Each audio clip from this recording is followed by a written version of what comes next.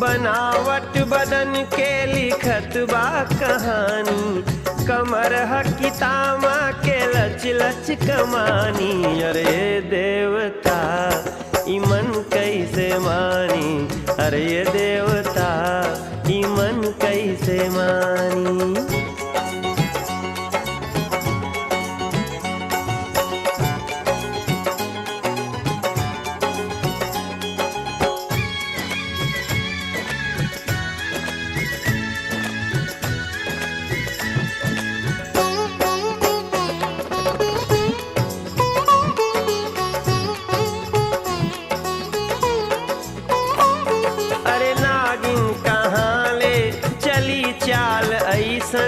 जवानी तो हर बाटे बस तोहरे जैसा।